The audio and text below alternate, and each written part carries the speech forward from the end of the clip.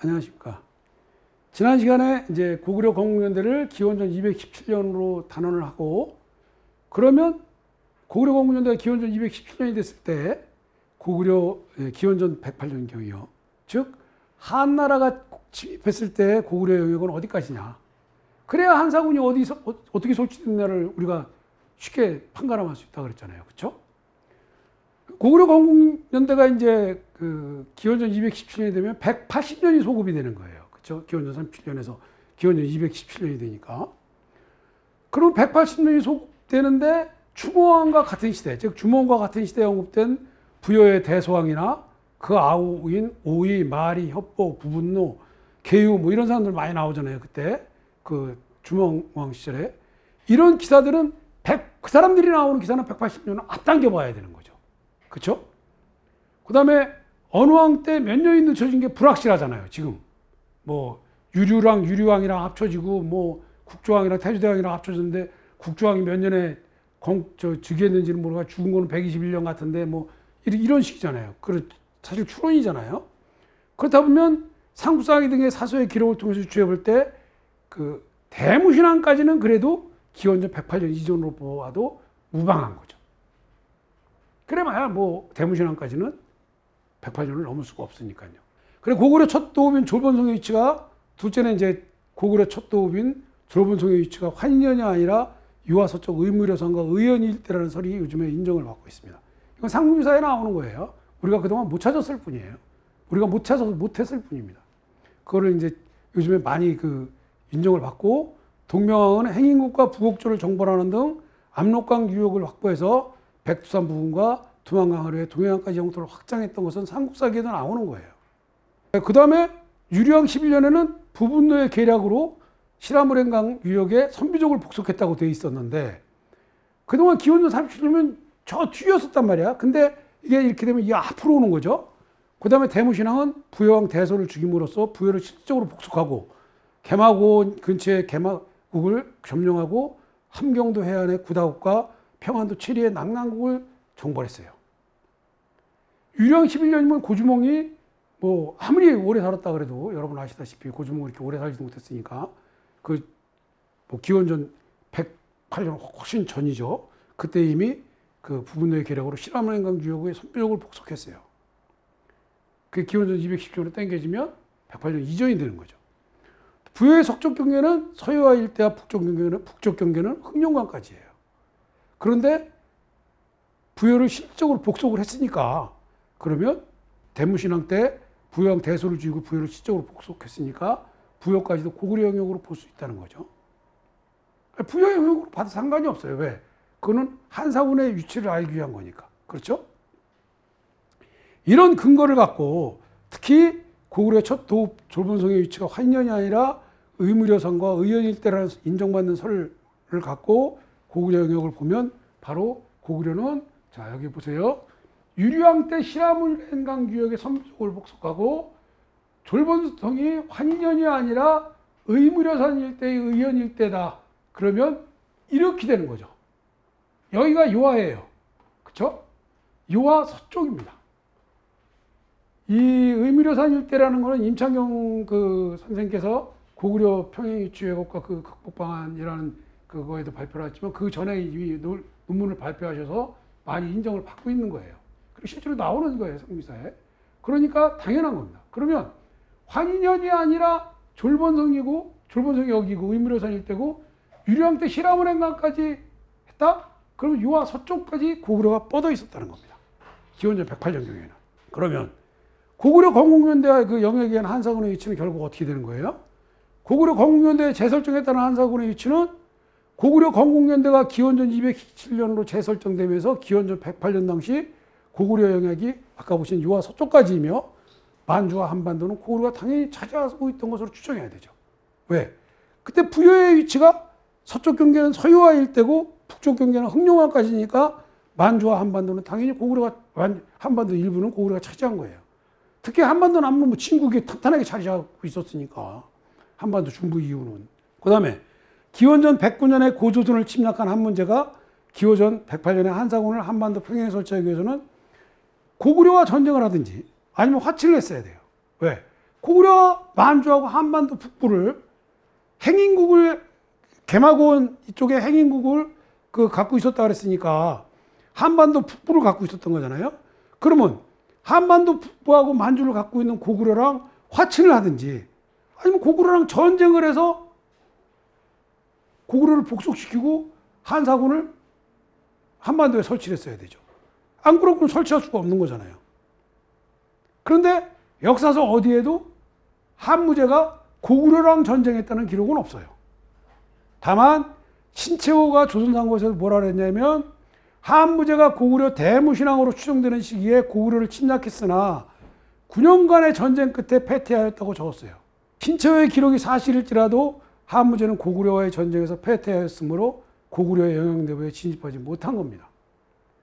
신채호 선생님은 이거를 고구려 건국연대를 200년을 소급할 때 고구려가 아까 제가 말씀드린 그런 영역에 있었기 때문에 한나라가 번조선을 멸망시키고 대무신왕 때 9년 동안 전쟁을 했다라는 그런 기록을 하신 것으로 저는 판단하고 있습니다. 그런데 그런 거를 이제 신채호 선생님이 조선상고서에만 썼을 뿐이지 그 나머지 역사서에는 없거든요. 결국 고구려는 기원전 108년에 한사군을 한반도 평양에 설치했다는 근거가 없어지는 거예요. 무슨 소리냐? 그때 제가 이제까지 말씀드린 대로 기원전 217년에 고구려가 건국되면서 만주와 한반도 북부는 고구려가 차지하고 있었으니 한나라는 요하 서쪽을 넘어서 만주로 들어올 수 없었고 만주로 들어올 수 없었으니까 당연히 한사군을 한반도에 설치할 수 없었다는 거예요. 그리고 번조선만 멸망시킨 거예요. 이미 신조선은 지지난 시간에 말씀드린 바와 같이 부여와 고구려의 건국은 물론 기원전 200년경에 흉노 모돌의 침략에 의해서 멸망하고 그 자리에는 고구려와 부여가 있었는데 부여마저 고구려가 실질적인 복속을 하고 고구려가 만주를 차지하고 있었던 겁니다. 결국 한사군의 위치는 고구려가 만주를 점유하고 있었으므로 유화 서쪽으로 비정되어야 타당하다는 거예요. 김종선 선생은 박사학위 논문에서 수학적 고증 방법으로 낙랑군은 위만조선의 도읍으로 비정된 하북성 창녀나 낙랑군은 여기 단해강 근처죠. 난해 옆에 그 인근 지역, 현도군은 북경 동부 지역, 그리고 임등군은 난하동 쪽의 하북성 창녀, 임등군은 난하동 쪽의 하북성 창녀 북서쪽 인근 지역, 진봉군은 그 인근 지역으로 유화 서쪽에 비정했습니다. 유화가 여기 이렇게 있을 때 이렇게 된 거죠. 기존 통솔에서는 여기가 국내성이에요. 고구려 국내성. 현도군, 임등군, 낙랑군, 진봉군 이렇게 했는데 그 수학적 고증 방법에 의해서 낙랑군, 임등군, 현도군, 진봉군으로 고증을 하셨습니다. 수학적 고증 방법이라는 거는 그 역사서에 면이 떨어지고 이걸 수학적으로 이렇게 측정하는 방법으로 쓰셔서 하신 거예요. 그건 박사학위 논문이더라고요. 그러면 결국 여기 이 위치랑 여기 번조선의 위치랑은 비슷하죠. 결국 한사군은 여기 번조선의 자리에 한나라는 고조선 중에서 번조선만 정복하고 그 자리에 한사군을 설치했다는 이론이 맞아 들어가는 거죠. 자, 한번 시야를 돌려봅시다. 고구려 건국이 기원전 정말 37년이라면 만주에는 뭐가 있었어야 될까요? 만주에는 한나라가 있었던가 아니면 부여가 있었어야죠. 그렇죠? 자, 그럼 한나라가 있었다고 칩시다.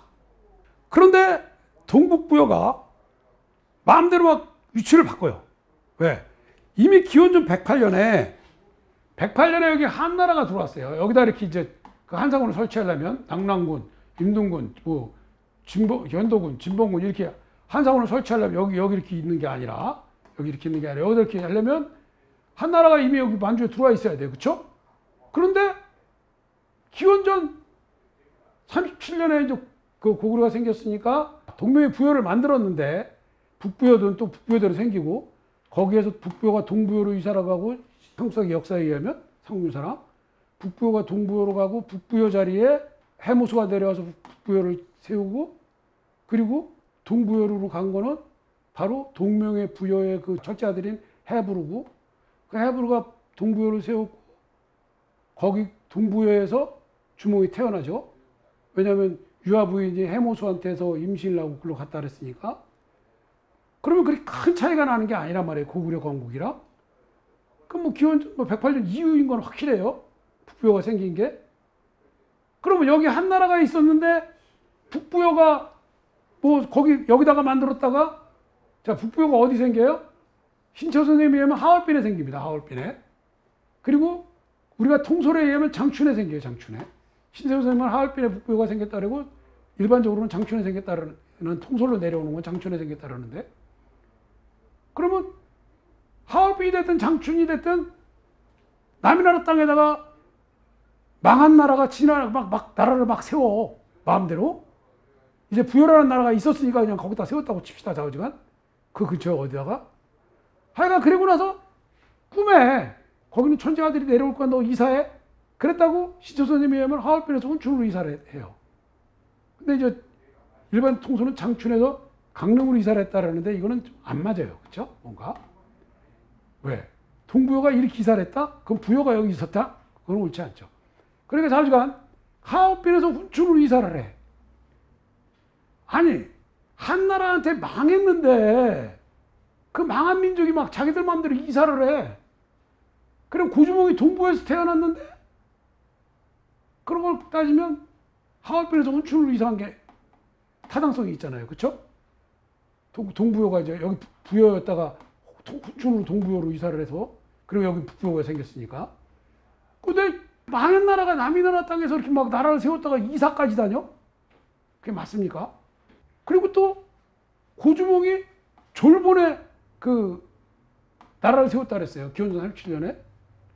그런데 이제 아까 저는 이제 여기 의연 일대가 이제 의연 일대라 그러는 설이 요즘에 각광을 받는다 그랬는데, 여기 이렇게 한사군이 이렇게 평양에, 특히 낙랑군이 평양에 있었다는 설에 의하면 고구려의 첫 도읍전이 여기 환인이거든요. 환인. 근데 고주몽이 여기 훈춘에서 태어났는데 여기 환인에다가 나라를 세운단 말이에요. 졸본성이라 그래갖고. 아니, 망한 나라가 한 나라가 여기 있는데 여기서 여기 와갖고 나라도 막 세우고, 여기서 여기로 막 이사 가고, 여기서 여기로 가든 뭐 하여간 이사를 가고, 이게 가능합니까? 글쎄요. 그 다음에 한나라는 기원전 206년에 세워서 220년에 망했어요. 그런데 진번 임등군은 뭐 82년에 그냥 폐군을 했으니까 그렇다 치고 기원전. 현동군은 아무리 진이 멸렬에 따르지만 404년에 고구려에 병합되거든요. 그럼 220년에 한나라는 망했는데 현동군은 404년까지 있었어. 그 다음에 낙랑군은 한사군 중 뭐 가장 막강했고, 또 낙랑이 뭐 310년까지 존속하면서 평양에서 유물을 많이 남겼다는 게 지금 그 통설이에요. 근데 313년에 중국은 이미 5, 16국 시대로 들어갔거든요. 그러면 한나라는 망했는데, 본국은 망했는데 그 뒤에 93년 동안 파견부대는 존속을 해? 그것도 참 그래요. 그쵸? 아까 말씀드린 대로, 그럼 여기에 기원전 37년에 고구려가 생겼다고 그대로 믿더라도 환년에 생겼다 그랬거든요. 저는 뭐 여기라고 물론 그랬습니다만, 저는 여기 의연 일대 의무려선 여기 이쪽이라고 요즘에 각광을 받는 이론을 저는 택했습니다만, 여기에 이렇게 낙랑군이 있다는 사람은 환인에 있었다 그랬어요. 그리고 북부여가 뭐 여기 생겼다 일루 이사를 가고, 그 여기가 한나라인데, 한나라 땅인데 뭐 북부여가 생겼다 동부여로 이사라고 하고, 거기는 해모수가 내려오고 여기는 고구려가 생기고, 남이나라 땅에서 이런다는 것도 웃기지만 환인이 이렇게 생기고 이러면 여기서 여기로는 어떻게 들어와? 여기 입구를 딱 막고 있는데 이렇게. 그럼 이쪽으로 이렇게 들어와서 여기 뭐 태수를 임명하고 그랬습니까? 이게 말이 안 되네. 바둑으로 두면 자충수밖에 안 되는 거예요. 자기들 스스로 설정한 위치가 자기들 스스로 다 막고 있는 거예요. 그래, 그렇다면 만주에 부여만 존재했다고 치자. 그럼 신조선을 부여가 멸망시켰다는 건데, 그것도 그럴 수 있어요. 부여가 뭐 동명왕이 막강해져서 신조선이 그랬어요. 그러면 한사군을 여기에다가 설치하려면 여기에 부여가 있었으면 한나라랑 부여랑 동맹을 맺든가 아니면 전쟁을 하든가 해서 설치를 해야 될 거 아니에요. 근데 그런 기록이 전혀 없어. 물론 아직 못 발견한 걸 수도 있지만. 그쵸? 그럼 만주는 무주공산이었습니까? 무주공산이어서 갖고 나중에 북부여가 여기 하얼빈에 생길 수 있었고 북부여가 동부여로 이사를 갖고 그래서 거기서 고주몽이 태어나서 이쪽 환인으로 와서 고구려를 세우고 무주공산이라 마음대로 왔다 갔다 할 수 있었을까요? 그거에 대한 대답이 안 되잖아요. 그쵸? 여기 있던 신조선이 여기 하얼빈, 장춘 여기 또 여기 저기는 안 나와 있지만 여기가 이제 그 환인. 그러면 여기가 뭐 훈춘이라 그러면 하얼빈에서 훈춘으로 갔다. 또는 장춘에서 강릉 언제 그렇고 장춘이라 그래야 되나 훈춘으로 갔겠죠, 동부에는. 그러니까 고주몽이 그 만주에서 태어나서 다시 이쪽 그 환인으로 왔겠죠. 이런 거를 염두에 두고 한사군이 여기 설치했다고 생각을 해보세요. 말이 안 되잖아요. 여기가 무주공산이 아닌다면은 그렇게 왔다 갔다 할 수가 없죠. 여기 한나라가 있었다면 북부여를 여기다 세웠다. 일로 동부여로 갔다가 여기서 고구려가 일로 왔다. 남의 나라 땅에서 그게 되나요? 그 다음에 여기 그러면 저 부여가 있었다 그러면 어떻게 한나라가 여기다가 자기네 태수를 임명해? 그것도 안 되고. 어쨌든 간에 뭔가 자꾸 안 맞는 거예요. 그러니까 부여의 성장과 고구려가 기원전 217년에 건국되는 등 소국들의 분열과 성장, 또 기원전 200년 흉년모돈의 침략 등으로 인해서 신조선이 멸망하고 만주에는 고구려와 부여를 중심으로 한 한민족이 주를 이루며 지배하고 생활했던 그런 게 맞으려면 기원전 217년에 고구려가 건국됐어야 옳다는 겁니다. 왜? 고구려가 기원전 217년에 건국됐으면 여기가 지금 고구려잖아요. 그쵸? 당연히 여기까지밖에 못 와. 그러니까 진번, 임둔 여기다 세워야 돼. 기존에 이거는 여기로 들어와야 되는데 이렇게 들어와야 되는데 이렇게 들어오려면 고구려랑 전쟁을 했던가 뭘 했어야 돼요. 근데 그런 기록도 없어. 그렇다면 당연히 고구려가 여기 210년에 세워지면 이게 맞는 거죠. 그리고 고구려가 기원전 210년에 세워졌다는 그게 바로 한나라는 번조선만 점령해서 한사군은 기존 통솔처럼 한반도에 설치되지 않고 유화 서쪽에 설치되었다는 게 맞는 겁니다. 결국 고구려가 기원전 217년에 세워진 가정 내지는 학설이 이 모든 것을 뒷받침해 준다면 고구려가 기원전 217년에 세워졌다는 것을 건국됐다는 것을 받아들여야죠. 그렇지 않으면 아까 말씀드린 대로 바로 이 문제들이 안 풀리는 거예요. 과연 한나라가 여기가 아니라고 임둔 현도군이 한사군이 여기가 아니라고 치고 여기가 그냥 한나라라고 쳤을 때 한나라가 또 여기까지 왔다고 쳤을 때 과연 동부여 고구려를 이렇게 왔다 갔다 할 수 있었다는 방법이 없잖아요. 남의 나라 땅에서 그럴 수가 없는 거잖아요. 피지배 민족인데. 처음에 시작할 때도 막강하지 않았잖아요. 여러분 아시다시피 이제 다음 시간에 하겠지만 고주몽이 혼자 홀단신 동부여에서 졸본부여로 와서 송양이랑 활쏘기를 해서 이겼다 그래요. 그래서 뭐 어떻게 채택이 됐다. 근데 그게 그냥 활쏘기라고 생각하십니까? 비록 조그마나마 전쟁을 한 거겠죠. 그런 의미에서 볼 때 이렇게 뭐 왔다 갔다 하면서 그게 뭐 그리고 뭐 남의 나라 땅에서 뭐 천재가 하늘에서 말 타고 내려와서 해모수가 내가 해모수다. 그래서 북부여를 세워요? 그게 말이 됩니까? 그러니까 그러면 여기가 전체가 부여였으면 그게 가능해요. 그런데 아까 말씀드렸는데 그 부여였으면 한나라가 부여랑 전쟁을 하든지 아니면 화치를 내서 한반도로 들어왔어야 돼. 그러니까 그것도 또 아니야. 그럼 뭐가 있었냐 이거예요. 바로 고구려가 있었다는 게 맞다는 거예요. 그래서 고구려가 유화 서쪽에 기반을 두기 시작했기 때문에 결국은 한사군은 유화 서쪽에 세워질 수밖에 없었고 기존의 한사군설은 맞지 않는다는 겁니다. 그러려면 우리가 고구려와 부여의 건국신화부터 다시 연구를 해야 돼요. 사실은. 기원전 37년에 또는 기원전 100년쯤에 북부여가 세워졌다. 100년도 안 될 거예요. 왜냐하면 37년에 세웠으면 구주목 나이가 뭐 24살에 세웠느니 몇 살에 세웠느니 그러니까 그래 봐야 50이거든요. 기원전 50년.